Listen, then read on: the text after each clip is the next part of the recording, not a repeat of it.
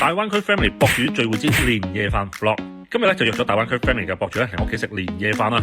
未到4點鐘啊，我就已經出去買定啲好嘢翻嚟招呼佢哋啦。有冇人估到喺江門買海鮮首選嘅地方又係邊度呢？冇錯啦，就係遠洋海鮮市場。唔知你哋有冇去邊度買呢？反正我首選就係呢度啦。該有嘅都有，你睇呢個瀨尿蝦，仲有一個長腳蟹啊，幾生猛啊！咁今日咧我就買啲瀨尿蝦同埋啲貝殼類翻嚟同大家一齊試下佢。跟住咧就要過對面買牛肉啦，非常之好彩啊，碰上咗啲新鮮嘅牛肉，啱啱送貨過嚟嘅。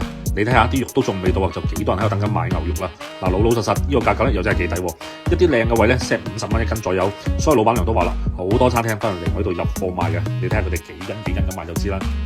因為啲花枝茶樓嘅全部老細，睇下佢有冇整先。牛肉同海鮮都買好啦，天氣咁凍就梗係要整翻幾斤羊肉嚟打邊爐啦。經過我親自評測咗幾間羊肉店之後咧，最後我選擇咗南記。唔知大家咧喺江門嚟講咧，又覺得邊間羊肉先係最好食呢？我個人而言啦，喺江門嚟講，呢間南記都算排得上號噶啦。OK， 一切準備就緒，接埋我哋江門嘅容祖兒阿追出發翻屋企啦。估唔到我哋嘅 family 聚會咧，居然都係啲男人喺廚房準備啲食材。你睇下啲八婆仔都未停過啊，一直喺度吱吱喳喳講八卦。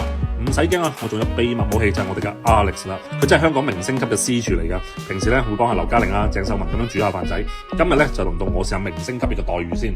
我喺珠海開雞店噶嘛，咁所以咧知道過嚟咧特登烤隻雞之後咧，將佢1分為2，氣炸鍋10分鐘就食得噶啦。雞髀啊！我幾時都話啦 ，Alex 做雞係啊，所以成日都繼續揾緊啲雞幫手合作㗎啦。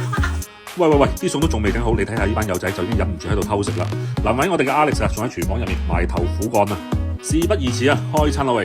另外咧，大家有冇覺得呢條友熟口熟面啊？冇錯啦，佢就係我哋大灣區 family 嘅最新成員 TVB 嘅外籍演員一哥啦。佢今晚咧都會一齊加入我哋嘅年夜飯啊！我哋都總算係升呢啦啩。OK， 食飽飲足開心晒，最後咧就提前同大家一齊拜個早年先。